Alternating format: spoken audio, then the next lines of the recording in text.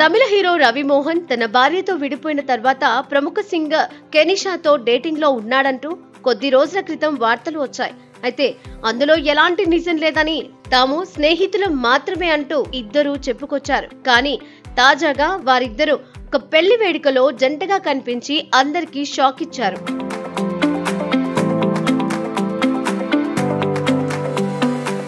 నిర్మాత ఇషారి కె గణేష్ కుమార్తె పెళ్లి చెన్నైలో జరిగింది. ఈ వేడుకలలో రవి మోహన్ తో పాటుగా సింగర్ కేనిషా ఫ్రాన్సిస్ కూడా జంటగా హాజరయ్యారు.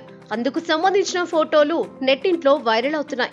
గతంలో తమ మధ్య ఎలాంటి లవ్ లేదు, కేవలం స్నేహం మాత్రమే అని చెప్పిన ఈ జంట ఇప్పుడు జంటగా కనిపించడంతో మళ్లీ రూమర్స్ మొదలయ్యాయి.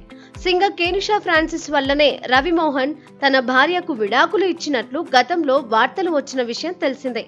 అయితే అవన్నీ పుకార్లు మాత్రమేనని, తాము స్నేహితులమని వారు చెప్పారు.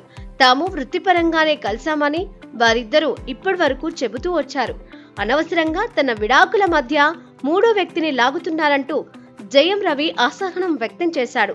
తన విడాకుల వ్యవహారానికి సింగర్ కేనిషాతో ఎలాంటి సంబంధం లేదని గతంలో పలు సందర్భాల్లో రవి మోహన్ చెప్పుకొచ్చాడు.